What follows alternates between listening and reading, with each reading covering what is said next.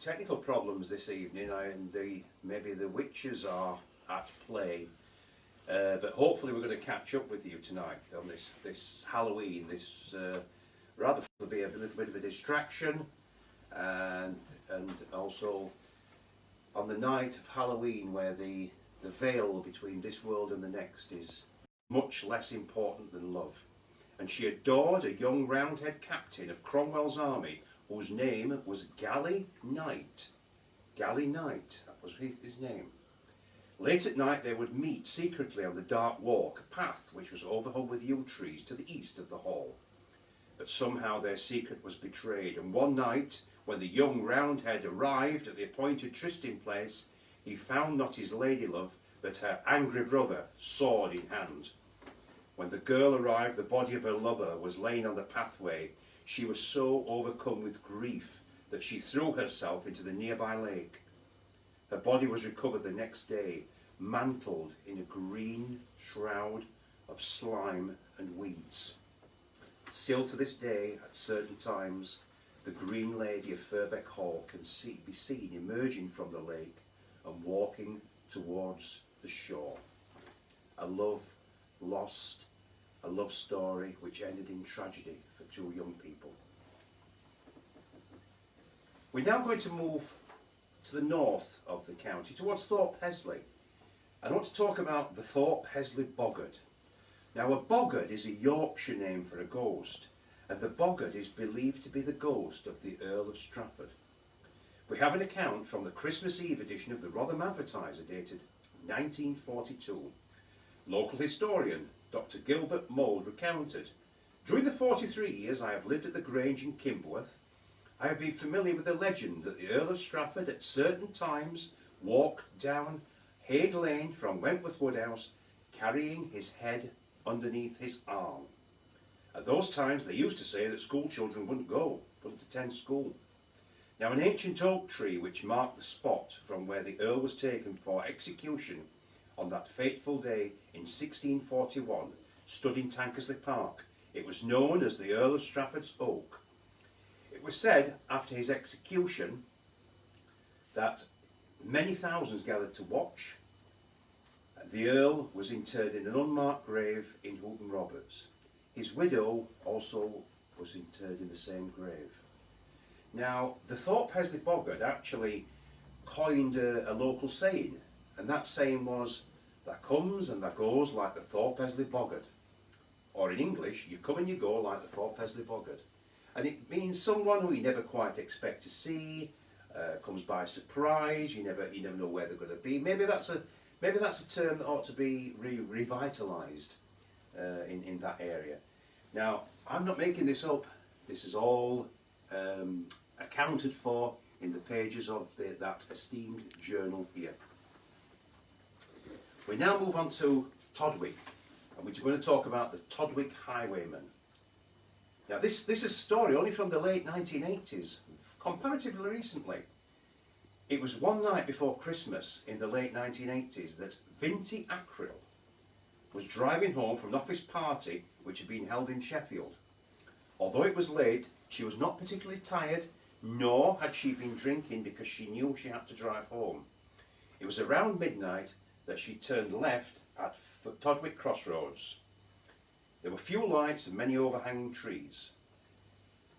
Miss Acrill was taken by surprise when a dark shape appeared directly in front of her car and was illuminated by the headlights.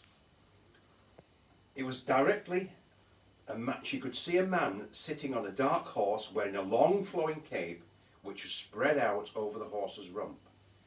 He had a strangely shaped hat with a peak at the front, and this hat has been identified as one of the old tricorn type. Miss Acrill instantly knew she had seen the apparition of a highwayman, but was more surprised than frightened.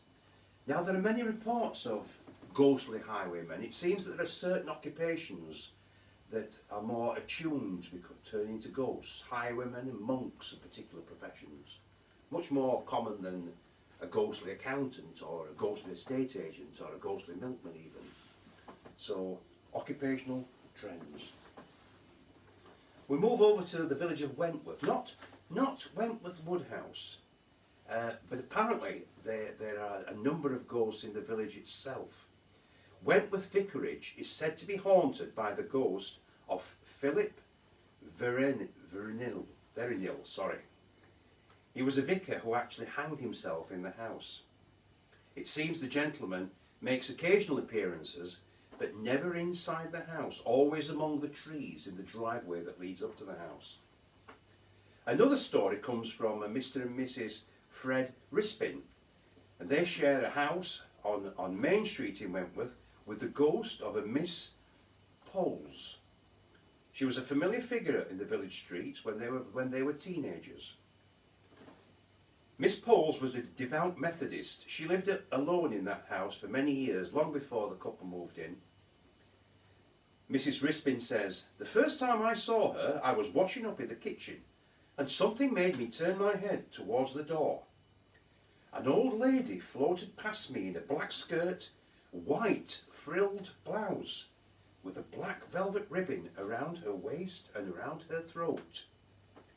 I recognised her straight away as Miss Poles, and the strange thing is that when she was alive she walked with a limp and used a stick. And this ghost had a limp as well, so it seems that the lady's disability moved off this mortal coil and into the next world. The next time she was seen, she actually remembered the stick, and Mr. Rispin recounts that happened. He went to the bedroom to get some towels, and I saw an old lady disappearing down the stairs. I saw her quite clearly. She had grey hair and glasses and was carrying a walking stick." So a ghost with a limp in Wentworth. Winston Church. We have an account in 1947. A young musician named Trevor Beaver was a regular visitor at the old church at Winston, whose pipe organ he used on a regular basis. Mr. Beaver had been given a key to the building so that he could enter and leave at will, enabling him to practice during the evenings when services were not in progress. One such dark winter evening, Mr. Beaver unlocked the church as normal and began practicing alone. Most of the church was in darkness. He was in the habit of only using the light above the organ itself. He then heard the sounds of footsteps moving along the centre of the church against the stone floor. He turned to see, he searched the building, but there was no one to be seen. Strange stories. Skulls Lane, Sceptres, with a report of an Indian prince and a monk seen in the woods at Skulls Lane on a regular basis. Reported in the press the 6th of December 1952. It seems around Christmas time ghostly apparitions do seem to be very common. Moving across to Houghton Roberts, the old manor house at Houghton Roberts actually has a ghost. Never been seen, but she was regularly heard shuffling about and coughing upstairs. So we've had a ghost with a limp, we've now got a ghost with a cough. They believe the upstairs guest was the ghost of Anne Kent, who reputedly hanged herself in the 18th century. There are varying stories about her, but she's become a household name in the village. Anne Kent's family were large local landowners. They were tenants of the house during the 18th century. There are conflicting reports as to why she killed herself. Some say she killed herself as a young lady. Some say she was an old lady disillusioned. But the general consensus opinion is that she did hang herself. And apparently the bedroom that she used, no dog would ever enter that bedroom. And the manor house at Houghton Roberts is also reputedly another stalking place of the Earl of Strafford. He does get around, his ghost certainly gets around. But apparently in Houghton Roberts Church, many years ago, during work, they discovered 3 skeletons near the altar. One of the skeletons was headless. There was no skull. Another skeleton was said to be of a woman, believed to be the Earl's wife. Another skeleton was of a younger person, believed to be their child. But unfortunately the bones were scattered and there was no proper investigation taking place. But apparently that is the secret burial place of the Earl of Strafford and his family. Now, even hospitals, they have their share of ghosts. Oakwood Hall at Rotherham District Hospital. Oakwood Hall was sold in the late 1890s. It was a family home until 1916, when work began to convert it into a rehabilitation centre for injured ex-servicemen. Now, in the 1970s, a security guard was doing his rounds one night when he saw a gentleman making his way towards him along the corridors. Concerned that security regulations were being breached, the guard approached the gentleman and clearly saw him dressed in World War I uniform before he vanished into thin air. The security guard ran away in terror and never returned to his post. Indeed, several years after the incident, he had no idea that Oakwood Hall was actually used as a soldiers' rehabilitation centre. So who was the apparition? The world of the coal mines. Most coal mines have their ghost stories. Very deep, dark places. Many scenes of accidents and tragedies in those coal mines. We have a story here from Silverwood Coloring. The late 1980s, a young miner working at Silverwood Coloring had an inexplicable encounter with the paranormal. His story says he was working underground with two colleagues. They were 300 yards ahead of him. Without warning, a light appeared in the tunnel between himself and the others. As it seemed to be heading the headlamp of another miner, the collier waited for his approach. He noticed that the figure wore an old-style square pit helmet, a grubby waistcoat and shirt. As the stranger got closer, his head bowed and the headlamp lit up on the young miner's face. He stared in terror at what he saw. The figure of the man was normal in every respect except for his face.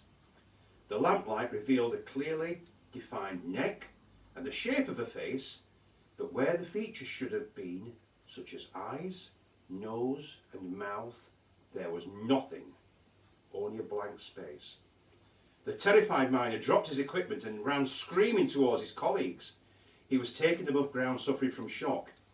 He swore that he would wanted a job on the pit surface, he would resign and would never go underground again. Such was the terror it struck into him. Consequently, the young man was given a job on the pit top, a considerable job in wages, but he was happy never to go underground again and meet that apparition. Now we come right down back to the Dearne Valley now, and we have the story of Lalo. Now I remember being told the story of Lalo by miners who worked at Manvers Colliery. It is believed that the ghost of Lalo, he wasn't only in one pit, he covered a number of pits around the Dearne Valley, and has actually become in one of the most famous ghosts in this area. It is believed that Lalo escaped from the Bastille just before the French Revolution in 1789. His real name is just unknown to this day. It was also known in 1792 that Lalo was working in a small coal mine in the village of Adwick upon Dearne, owned by the Earl of Manvers. One morning Lalo went down one of the old bell pit shafts at Adwick and was never seen again. It was well known that Lalo had a dog. He named it Jacques. He went nowhere without his dog. Lalo dressed well and wore a red kerchief around his neck and a flat cap on his head. He walked around the valley in some very unusual hobnail boots. Everyone thought he was a very friendly Frenchman. His dog was more like a hound, and Lalo would always say, "Hello, hello," to the villagers each morning as he passed them by. There is a very strong belief that he is still trudging his way around the Dearne Valley, above and below ground, trudging from pit to pit, where his dog will howl now and again. Now, the last sighting of Lalo was as recently as March 1986 at Wentworth Colliery. Yet he has also been reported on the surface of the old pit tops near Bolton Common. He was seen at the old Earth Centre at Cadeby. He certainly gets around. Are these pit ghosts now still in the galleries that still remain below our feet? Are they there all alone, waiting for the shift of miners that will never arrive? in the darkness, in the eternal darkness, all alone. Good night and sleep well.